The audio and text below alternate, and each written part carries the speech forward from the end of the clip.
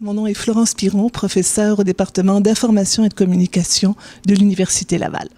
Alors, bonjour mes amis, chers étudiants d'Haïti. Alors, à l'invitation de Rancy Henson, je suis heureuse de vous parler aujourd'hui par le biais de cette vidéo. Vous parler de quoi? Du projet SOA, qui est un projet extraordinaire que nous avons démarré il y a à peu près 1 an et demi. SOA pour Sciences ouvertes en Haïti et en Afrique francophone.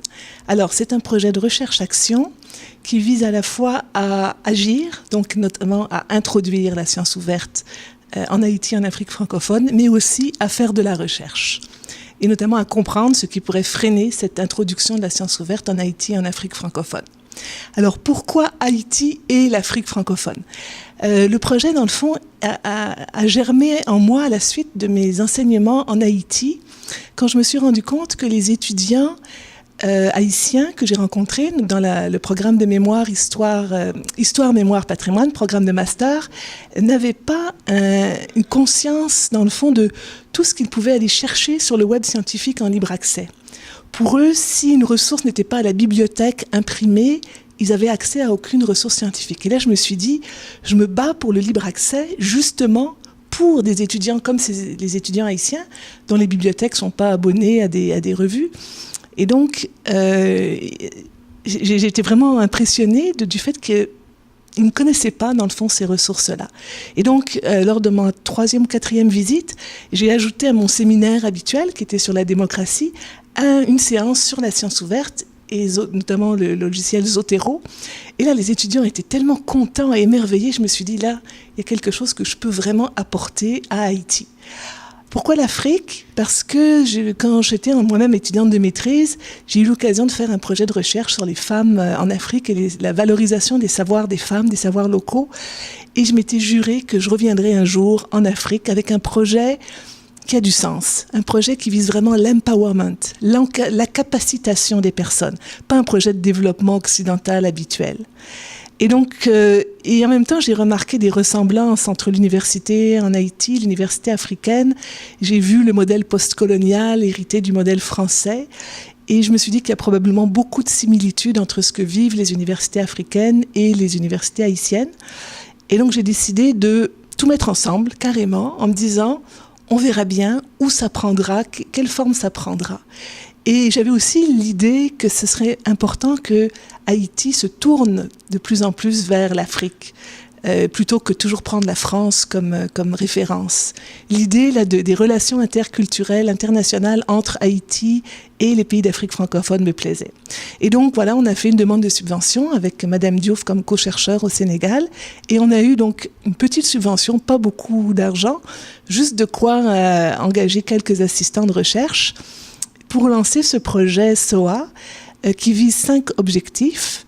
Le premier, c'est donc de faire une enquête sur les obstacles à la science ouverte en Haïti et en Afrique francophone. Donc c'est pour ça qu'on a fait pendant presque 9 mois une grande enquête par le biais d'un questionnaire. Peut-être certains d'entre vous y ont répondu. On a des données énormes qui sont en libre accès elles-mêmes, qu'on est en train d'analyser tranquillement. Parce que c'est vraiment beaucoup d'informations sur la vie dans les universités haïtiennes et africaines. Ensuite, le deuxième objectif, c'était de créer des outils de formation sur la science ouverte. Et je voulais pas faire encore un truc d'une prof blanche qui vient vous dire quoi faire. Je voulais vraiment que ce soit les étudiants eux-mêmes qui le fassent. Alors j'ai choisi au départ 2 méthodes. D'abord les billets de blog. Donc dans le fond, c'est sur le site du projet SOA. Plusieurs parmi vous ont déjà publié un billet de blog. Dans vos mots, expliquez ce qu'est pour vous la science ouverte, la recherche, l'université, etc. Donc ces blogs-là deviennent des outils de formation pour vous-même. Donc pour moi, le blog, c'est absolument fondamental. Et un autre outil de formation, c'est des petites entrevues vidéo que je fais, donc pour recueillir aussi des témoignages de toutes sortes. Et si vous avez envie de faire des vidéos, d'en envoyer, je les ajouterai volontiers à notre chaîne YouTube. Mais le plus gros de notre activité de formation, c'est un MOOC, un cours en ligne gratuit, qu'on est en train de préparer sur le thème « Concevoir et rédiger un projet de recherche ou un projet de thèse ». Donc c'est pour aider les doctorants à organiser leurs pensées, leurs connaissances, leurs stratégies documentaires, stratégies méthodologiques pour arriver à faire un bon projet de thèse qui est, et ça c'est mon expérience au Canada qui le montre clairement, qui est vraiment gagnant pour ensuite que la thèse se déroule vite et bien. Alors ça va être c'est un projet très intéressant parce qu'on donne à la fois les bases d'un projet de recherche dans le cadre normatif dominant de la science, mais on le subvertit un peu en ajoutant de la science ouverte à toutes les étapes et surtout de la justice cognitive. Par exemple, la recherche documentaire, eh bien, elle doit comporter autant de références des pays du Nord que des pays du Sud, d'hommes que de femmes. Petit détail, mais qui fait toute la différence entre un projet positiviste, conventionnel, dominé par le cadre normatif de la science blanche du Nord, et un projet qui va être beaucoup plus ouvert à toutes les formes de savoir, à tous les savoirs, donc respectant le principe de justice cognitive qu'on veut faire. Le troisième objectif de notre projet SOA, c'est de sensibiliser les universités africaines et haïtiennes à deux outils de la science ouverte, deux piliers même de la science ouverte. D'une part, le libre accès aux publications scientifiques sous la forme d'archivage des publications scientifiques en libre accès sur le web. Donc là, on travaille à créer des plateformes d'hébergement pour des revues scientifiques en libre accès. On est même en train de créer une revue étudiante, donc qui publiera des articles scientifiques, non plus des billets de blog, mais cette fois-ci véritablement des articles scientifiques rédigés par des étudiants haïtiens et africains. Et puis l'autre pilier, c'est ce qu'on appelle les boutiques de sciences. Ce sont des dispositifs qui permettent de rapprocher les universités et les organismes de la société civile. Et à Haïti, c'est formidable, on a la première boutique de sciences qui a été fondée en Haïti il y a quelques semaines à Port-au-Prince. Elle est située à l'INUFOCAD et son animatrice, sa coordonnatrice est Madame Kedma Joseph. Donc c'est un magnifique projet que je vous encourage à découvrir.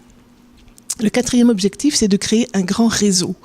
Un réseau de jeunes leaders de la science ouverte, comme Anderson, comme Rancy, des personnes, des jeunes chercheurs, des jeunes étudiants, étudiantes qui comprennent le potentiel de la science ouverte comme outil de développement durable local, comme outil d'empowerment, et qui veulent ensuite faire exactement ce que aujourd'hui vous faites, c'est-à-dire organiser des ateliers, diffuser ces réflexions, faire réfléchir les étudiants à l'université, à la science, au type de recherche qui est nécessaire pour leur pays, etc. Et alors ce réseau prend deux formes. D'abord, toutes les personnes qui ont répondu au questionnaire nous ont donné leur nom, leur adresse. Et ensuite, un grand groupe sur Facebook. Facebook, c'est un moyen extraordinaire de rejoindre les étudiants dans toute la francophonie. Et donc, notre groupe ne cesse de grossir. On est presque à 2200 membres maintenant.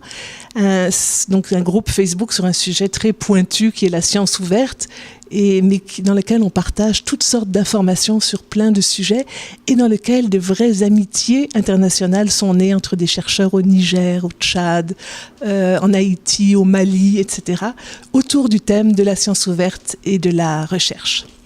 Et finalement, notre tout dernier objectif, c'est la réalisation d'une feuille de route sur l'avenir de la science ouverte en Haïti et en Afrique francophone. Donc c'est un processus participatif que nous venons de lancer en Haïti, que nous allons lancer un petit peu partout. Alors je vous souhaite un très bon atelier à tous et vive la science ouverte, vive le projet SOA et vive Haïti. Alors je vous rajoute quelques mots sur la justice cognitive, qui est le concept central du projet SOA. La justice cognitive, c'est l'idée que tous les savoirs ont une valeur, ont un sens et méritent d'être valorisés de la même façon et pas seulement le savoir scientifique. Il ne s'agit pas non plus du tout de rejeter le savoir scientifique. Ce que vise la justice cognitive, c'est le dialogue des savoirs, dans un esprit de respect mutuel. Et ça fait toute une différence avec le cadre positiviste de la science dominante. Le dialogue des savoirs, c'est aussi le plurilinguisme. Donc, dans le projet SOA, on encourage beaucoup la publication dans les langues nationales, en créole par exemple, à la fois et en français aussi, comme langue de contact, dans le fond, pour échanger. La justice cognitive, c'est le souci aussi que les voix les moins fortes soient quand même entendues, que ce soit les voix des femmes, les voix des jeunes. Donc c'est les préoccupations de justice sociale à l'intérieur de la science. Donc c'est vraiment une conception de la recherche scientifique non positiviste, même très critique du cadre normatif positiviste de la science dominante, qui veut aussi que la recherche serve vraiment le développement local durable. Autrement dit, que les chercheurs travaillent pour et avec leurs concitoyens, la société dans laquelle ils sont.